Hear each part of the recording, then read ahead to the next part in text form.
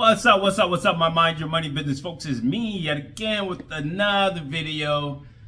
And damn, the stock market. We're in a recession, in my opinion. Because this is looking terrible, but I'm remaining optimistic. I'm still investing. But the Dow sinks another 300 points today. The S&P 500, they say, are near bear market as Trump tariffs keep rolling. Wall Street. I said Wall Street or Ball Street? You know what I mean, right? So U.S. stocks tumbled in afternoon trading on Tuesday and ended sharply lower. Why are they not calling this a recession is beyond me.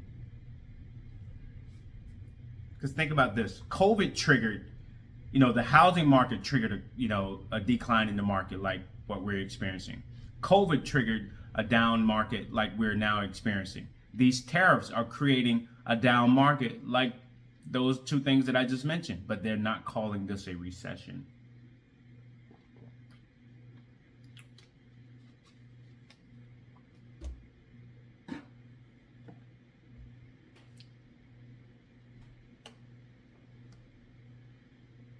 Yeah.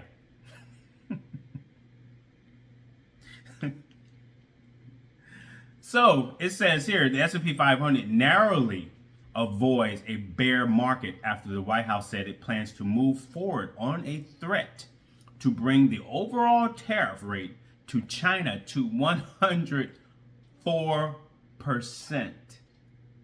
The tariff rate will go into effect at 12:01 a.m. Eastern Standard Time. Just remember the word, well, not the word, the country China. China.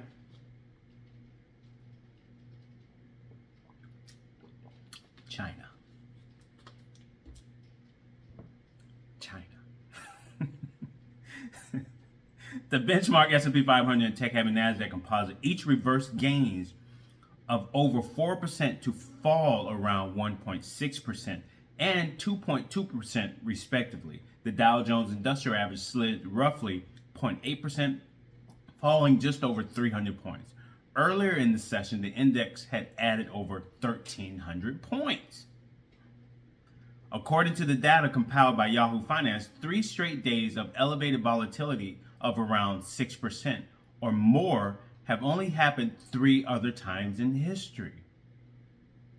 The 1987 crash, see, I haven't even read this yet, and I was saying this is similar to other down market, but they're not calling this a crash or a recession, right? But they said this is similar to the 1987 market crash, the 2008 financial crisis, and the lows of the pandemic. I just read this, I swear.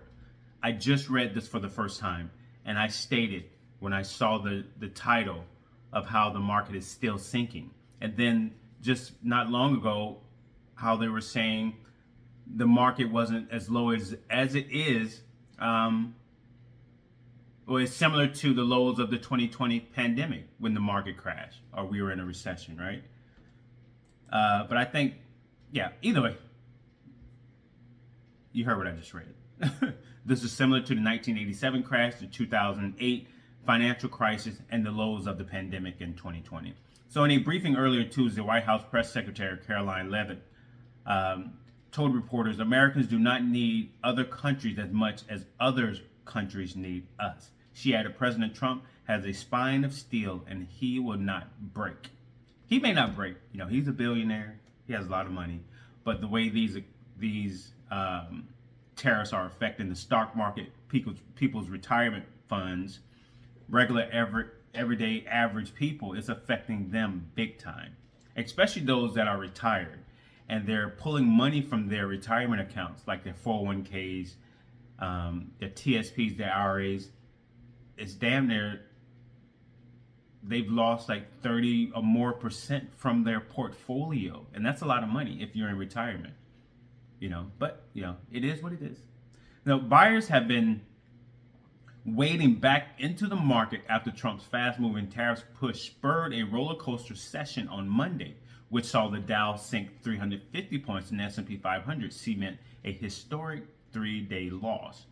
So spirits got an initial boost after Treasury Secretary Scott Bessent hailed the start of bilateral trade talks with Japan.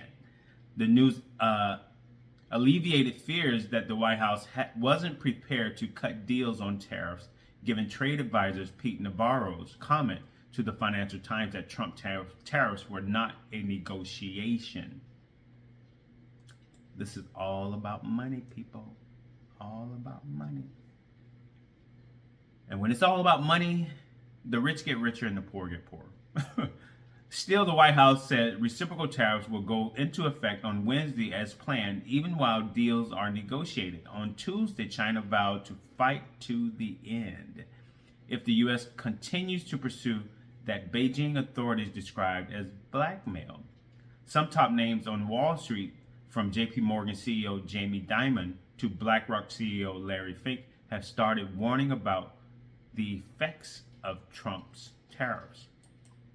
Even Tesla CEO and Trump advisor Elon Musk has offered gentle critiques over the past few days. Of course, they're going to be gentle critiques. He's not going to say anything wild or crazy. That wouldn't be smart. Yeah, so that's it for today. Things are in bad shape, people, and it's affecting. Why is this not working? It's affecting a lot of people. And again, these things have nothing to do with the actual market. The market is being affected by these tariffs. And people are unsure, especially these big hedge funds, these billionaires and multimillionaires, since they control 90% of the market. If they pull their money out, of course it's going to affect the market. And it affects everyday people, average people, retail investors, or people who are living off of their retirement funds are being affected big time. But those with money, but that's just my opinion. I could be wrong. So let's see what the market did today. So my information technology ETF FTEC sunk big time today, losing $3.28. That's major. That means the tech companies did terrible today, right? Terrible.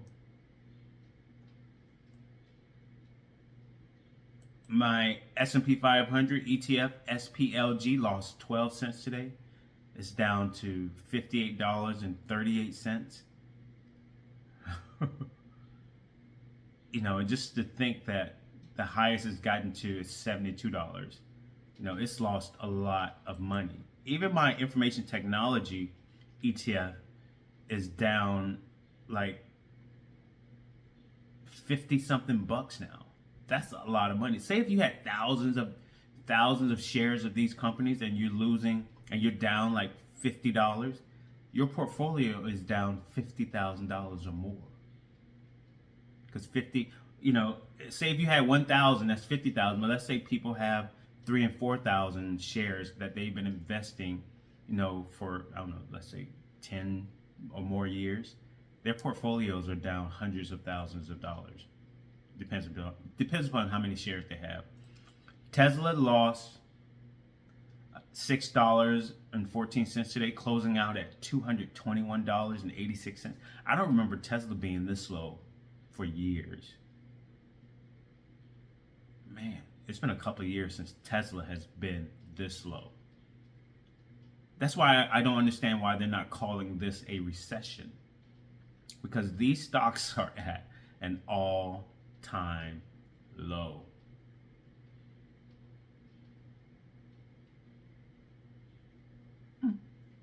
Nvidia, let's see, what did Nvidia do today? Oh, Nvidia gained $3.33, closing out at $96.30 today.